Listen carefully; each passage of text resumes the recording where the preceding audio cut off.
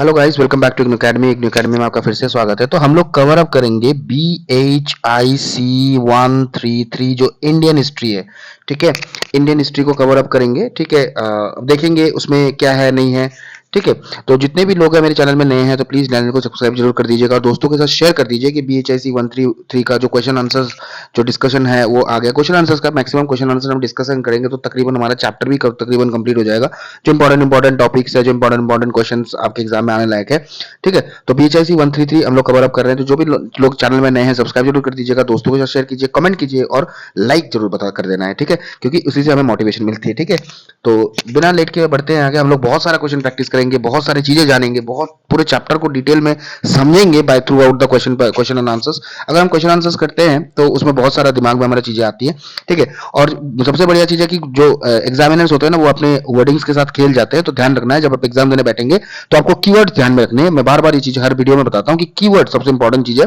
ये क्वेश्चंस तकरीबन सेम ही बनते हैं, सेम टॉपिक पे ही बनते हैं या फिर सेम चीजों पे ही बनते हैं क्वेश्चन आंसर्स, बस उसमें वर्डिंग्स का चेंज हो जाता है और चीजें आपको कीवर्ड्स आपके दिमाग में बैठ जाना चाहिए। ठीक है, जैसे यहाँ पे कीवर्ड्स है।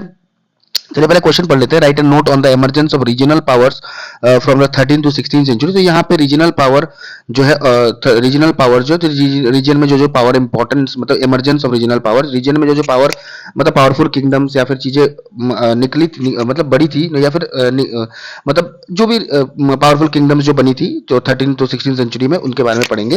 तो ये ध्यान में रखना है कि इस चीज के बारे में हमें पढ़ना है। तो ऐसे क्वेश्चंस आपको कीवर्ड्स में दे सकते हैं पर वर्डिंग थोड़ी सी चेंज हो जाएगी। ठीक है, तो बिना लेट के बढ़ते हैं आगे। जो लोग नए हैं चैनल में प्लीज सब्सक्राइब जरूर कर दीजिएगा, दोस्तों के साथ शेयर भी कर देना है।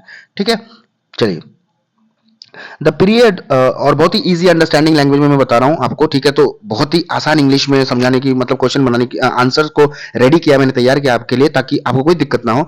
ठीक है, फिर भी मैं बीच बीच में जहां पे जरूरत होगा मैं वहां पे बाइलिंगुअल बताऊंगा आपको, पर चीजें मैक्सिमम हम मतलब इंग्लिश में ही करेंगे। The period from 13 to 16 century witness the rise of many regional powers in different parts of India. तो ये जो टाइम पे ना मतलब बहुत सारे पार्ट्स ऑफ इंडिया, मतलब ये जो टाइम था 13 से 16 सेंचुरी के बीच में बहुत सारे रीजनल पावर जो डिफरेंट पार्ट्स ऑफ इंडिया में मतलब राइज किए थे, मतलब निकले थे, मतलब आगमन हुआ था उनका। Although the Delhi sultanate tried to establish political control over the entire sub continent, its authority remain limited in many regions. पर दिल्ली सुल्तानेट जो था वो कोशिश किया था कि तकरीबन मैक्सिमम जगह पे कैप्चर करे, पर वो लिमिटेड था, मेनी रीजन्स तक लिमिटेड रह चुका था। As the power of Delhi sultans weakened several independent kingdoms emerged. तो जैसे जैसे दिल्ली सुल्तान्स का पावर कमता गया तो नए नए इंडिपेंडेंट किंगडम्स जागरूक होते गए। ठीक है, तो देखेंगे कहां पे कौन कौन सा किंगडम हुआ है। In south India the most important regional powers were the Vijayanagar empire, the Bahmani kingdom. ठीक है, तो जो साउथ इंडिया में मोस्ट इंपॉर्टेंट रीजनल पावर्स जो था वो विजयनगर एम्पायर या फिर बहामनी एंड साथ में Bahmani kingdom. The Vijayanagar empire was founded in 1336 by Harihar and Bukka. It became a strong center of administration, trade, agriculture and culture. The Bahmani kingdom was established in 1347 by Alauddin Bahman Shah in the Deccan. It frequently fought with Vijayanagar over control of fertile regions and trade routes. तो ये जो Bahmani kingdom है 1347 में हुई थी, तो ये Vijayanagar empire से लड़ने के लिए चले गए क्योंकि उनको कंट्रोल चाहिए था फर्टाइल रीजन्स के ऊपर में, जो कि और भी ट्रेड रूट्स जो थे वहां पे इनको कंट्रोल चाहिए था। इसीलिए वो मतलब जो जिसके पास में फर्टाइल लैंड होगा तो प्रोडक्शन अच्छी होगी, प्रोडक्शन अच्छा होगा तो अच्छे से किंगडम चला पाएंगे। तो बात ऐसी होती है, ट्रेड रूट्स को अगर अपने कंट्रोल में ले लिया तो इनको इकोनॉमी स्ट्रांग हो जाती है। इन ईस्टर्न इंडिया, तो ये तो हो गया हमारा क्या है कि इन साउथ इंडिया में। अब ईस्टर्न इंडिया में देखेंगे अलग अलग पार्ट में। In eastern India the rulers of Bengal and Odisha established independent kingdoms. Bengal become independent during the weakening of Delhi Saltanat and developed as an important center of trade and culture. Odisha was ruled by Gajapati kings who expanded their territories and promoted temple architecture. ठीक है, यहाँ पे eastern का क्या क्या demand मतलब eastern में क्या खासियत थी बता दिया गया। In western India the Gujarat sultanate emerged as an important regional state. Gujarat became prosperous due to overseas trade through ports such as Cambay. Similarly, the Malwa Sultanate gained prominence in central India. Malwa जो सुल्तनत है वो मतलब main central India में। In northern India में देखेंगे the weakening of the Tughlaq rulers encouraged local chiefs and Rajput rulers to assert their independence. Several Rajput states strengthened their political position during this period. The emergence of regional powers was influenced by several factors. जो regional power जो मतलब rise हुए थे उसके पीछे बहुत सारे factor थे, जैसे decline of the central authority of the Delhi sultanate. जो दिल्ली सुल्तानेट का जो सेंट्रल अथॉरिटी था, जो मेन हेड था, उसमें डिक्लिनेशन हो गया, तो ऑटोमेटिक अलग अलग जब मेन राजा कमजोर पड़ जाता है तो अगल बगल के लोग तो मंत्री वगैरह वगैरह तो बढ़ ही जाएंगे ऊपर। Growth of local political elites and military chiefs, expansion of agriculture and trade, strong regional identities and cultures. ठीक है, तो ये चीजें हैं। The regional states contributed significantly to the development of regional languages, literature, architecture, and art. They also helped shape the political landscape of India before the establishment of Mughal supremacy in 16th century. The period from 13th to 16th century was marked by the growth of powerful regional kingdoms that played a vital role in India's political and cultural history. तो बहुत ही अच्छे से इसमें बताया गया है कैसे कौन कौन से पावर कब आए थे और क्या क्या उनकी मेन चीज, ठीक है, क्या रोल उन्होंने प्ले किया पॉलिटिक्स में या फिर कल्चरल हिस्ट्री में। ठीक है, सब कुछ बता दिया गया। होप आपको पसंद आया होगा और आपको समझ में भी आया होगा, क्योंकि बहुत ही इजी अंडरस्टैंडिंग तरीके में मैं आपको समझाने की कोशिश कर रहा हूँ। चैनल में नए हैं तो सब्सक्राइब जरूर कर दीजिएगा, दोस्तों के साथ शेयर कीजिए और कमेंट जरूर बताना और कौन कौन से सब्जेक्ट के ऊपर मैं आपके लिए ला पाऊं वीडियोस, और लाइक जरूर कर देना यार। ठीक है, चलिए बढ़ते हैं आगे। अभी discuss the Mughal Maratha relationship. अब मुगल मराठा रिलेशनशिप को देखेंगे या फिर रिलेशन कैसा था। The relation between the Mughal and Marathas were marked by both cooperation and conflict. तो देखो मुगल और मराठा का दोनों में था, एक तो कॉपरेशन भी था और कन्फ्लिक्ट भी था, दोनों चीज थे। The Maratha emerged as a powerful force in the Deccan under the leadership of Shivaji. In the 17th century, the rise challenged Mughal authority in the region. तो किस समय की बात है, 17th सेंचुरी में लीडरशिप जो थी शिवाजी के लीडरशिप में, बहुत मतलब हमारे जो मुगल मराठा जो थे पावरफुल एक मतलब पावरफुल किंगडम बन के उभरी थी। ठीक है, जो कि अच्छा टक्कर दिया था मुगल के साथ में, पता ही आप लोगों को। Initially the Mughals attempted to control the Deccan through military campaigns. तो मुगल ने ट्राई किया, बहुत सारे मिलिट्री कैंपेन किए डिकान को अपने कैप्चर में लेने के लिए। Shivaji expanded his kingdom by capturing forts and territories from both the Deccan sultanates and the Mughals. तो शिवाजी भी हमारे कम नहीं थे, शिवाजी महाराज, ठीक है, वो भी अपना फोर्ट्स कैप्चर करते रहे, टेरिटरीज कैप्चर करते रहे, ठीक है, और आगे बढ़ते रहे। His growing power led to clashes with the Mughal empire. तो बाद में क्या हुआ कि मुगल एम्पायर के साथ में उनका क्लैश हुआ। इन 1665 the treaty of Purandar was concluded between Shivaji and Mughal commander Raja Jai Singh I. According to the treaty, Shivaji surrendered some forts and agreed to cooperate with the Mughals. However, relations soon deteriorated. तो कहा यह जाता है कि मतलब माना यह जाता है, हिस्टोरिकल फैक्ट है, हम मतलब बताया गया है कि ट्रीटी ऑफ पुरंदर के हिसाब से शिवाजी जी जो थे हमारे शिवाजी महाराज, उन्होंने सरेंडर किया, कुछ फोर्ट्स को सरेंडर कर दिया उन्होंने और कॉपरेट किया उन्होंने मुगल के साथ में, और धीरे धीरे बाद में रिलेशनशिप डिटोरेट की, मतलब कॉपरेशन चला नहीं बेसिकली, है ना। शिवाजी's visit to Mughal court of Aurangzeb in 1666 ended in disagreement and conflict resumed. दोबारा जब औरंगजेब के कोर्ट में गए 1666 में, वो ये एग्रीमेंट हो गया उनके बीच और कॉन्फ्लिक्ट चालू हो गई। Shivaji continued to strengthen the Maratha state and was crowned king in 1774. During Aurangzeb's reign, Mughal Maratha conflict intensified.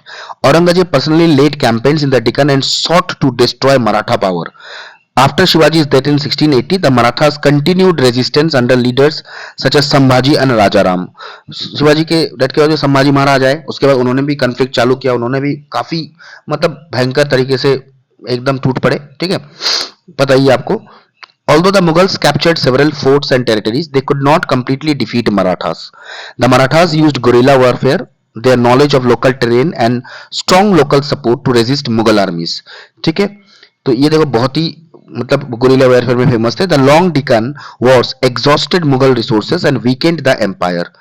After Aurangzeb's death in 1707 Mughal authority declined rapidly while the Marathas expanded their influences across large parts of India.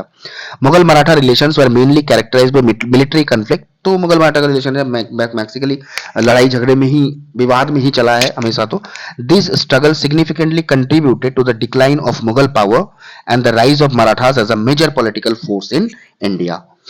ठीक है, तो hope आपको समझ में आ गया होगा पूरी तरह से थीम। तो मैं फिर से बार बार बता रहा हूँ, अगर चैनल में नए हैं तो प्लीज आप चैनल को सब्सक्राइब जरूर कर लीजिएगा। BHIC 133, ठीक है, कवर अप कर रहे हैं। इसके पहले भी मैंने बहुत सारे वीडियोस आप दे रखे हैं अपने चैनल पे, जाके प्लेलिस्ट में चेक कर लीजिएगा। ठीक है, इसके लिए मैं अलग अलग प्लेलिस्ट बना दूंगा, ये आप जाके वहां पे देख सकते हैं। पार्ट 1, पार्ट 2, पार्ट 3 करके क्वेश्चन बैंक के हिसाब से दे दूंगा, क्योंकि हम यहाँ पे जो प्रैक्टिस करेंगे इस हिसाब से भी चैप्टर डिस्कशन कंप्लीट ही हो जा रहा है। मान के चलिए कि यहाँ पे दिल्ली सल्तनत के बारे में पता चल जा रहा है आपको, शिवाजी के बारे में पता चल रहा है, मराठा के बारे में पता चल रहा है, मुगल के बारे में पता चल रहा है। ऐसे काफी हम लोग 20-30 क्वेश्चन करेंगे तो तकरीबन हमारा सारा टॉपिक कवर अप हो जाएगा और साथ में क्वेश्चन आंसर भी कवर अप हो जाएगा। तो one in all in one और वन इन वन सोल्यूशन हम कह सकते हैं। ठीक है, तो चैनल में बने रहिए हमारे साथ में, बहुत सारा प्यार दीजिए और सब्सक्राइब जरूर करिए। ठीक है, चलते हैं अगले पार्ट के वीडियो में। Critically examine the Deccan policy of the Delhi sultans. तो डिकान पॉलिसी जो था दिल्ली सुल्तान्स का, देखेंगे उसके बारे में। The Deccan policy of Delhi sultans aimed to extend their political authority over the Deccan region of the South India.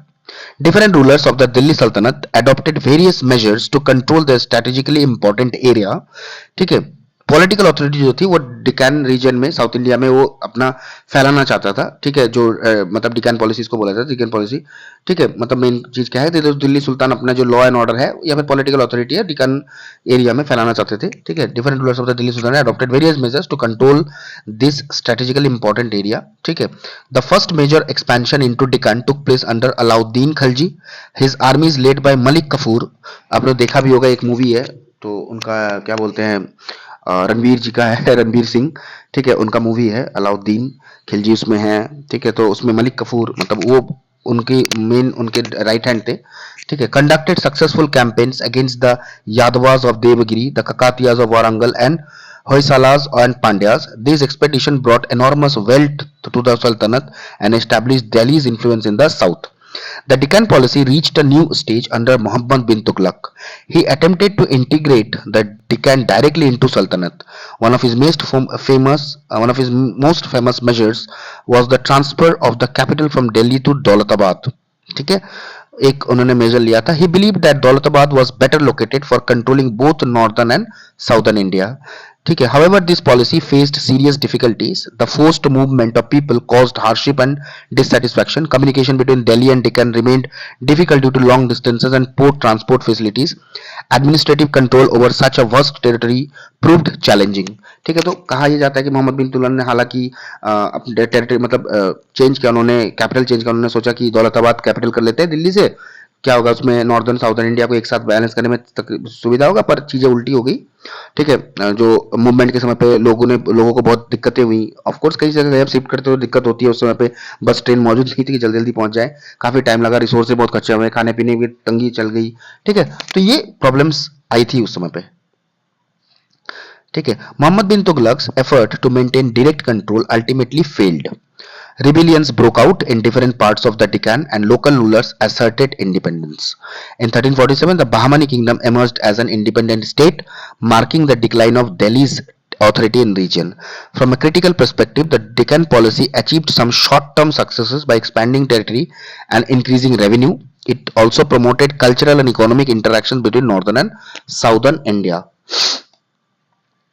However, the policy had significant limitations. Over expansion of the empire, administrative difficulties due to distance, heavy military expenditure, frequent rebellions and instability, failure to maintain long term control. ठीक है, ये जो चीजें हैं ये limitations थी उस समय पे। ठीक है, तो ये चीजें आपको ध्यान में रखनी है। While the Delhi Sultans succeeded in extending their influence into Deccan, they were unable to establish lasting political control, क्योंकि political control last नहीं कर पाए। हालांकि वो पहुंच तो गए, succeed तो हुए, पर lasting नहीं। The policy contributed to the rise of independent regional states such as Bahmani kingdom and Vijayanagar empire. तो ठीक है, नए नए इंडिपेंडेंट रीजनल स्टेट, क्योंकि कोई भी अगर मान के चलिए कोई भी बड़ा स्टेट अगर टूटने लग जाता है, बिखरने लग जाता है, तो ऑटोमेटिक दूसरे छोटे छोटे स्टेट्स हैं उसके ऊपर दबाव डालते हैं और अपना बड़ा किंगडम बनाने के लिए चले जाते हैं, अभी बनाने की कोशिश करते हैं। ठीक है, तो आपको होप चीजें समझ में आ रही होगी। तो आज के लिए इतना ही। हम आज के इस क्वेश्चन बैंक में हम 3 क्वेश्चन प्रैक्टिस करे हैं। ठीक है, 3rd नंबर क्वेश्चन। अगर वीडियो पसंद आए तो प्लीज आप अपने दोस्तों के साथ शेयर जरूर कर दीजिएगा और सब्सक्राइब जरूर कर दीजिएगा चैनल को। और आप बता दीजिए आपको और कितने वीडियोस, आप कैसे वीडियोस आपको चाहिए या नहीं, प्लीज कमेंट बॉक्स में जरूर बताना है। ठीक है, कि और वीडियोस मैं लाऊं ताकि आपके लिए आपके एक मोटिवेशन से, एक सब्सक्राइब से, कमेंट से बहुत ज्यादा मोटिवेशन मिलती है। तो मिलते हैं अगले पार्ट के वीडियो में। थैंक यू, जय हिंद।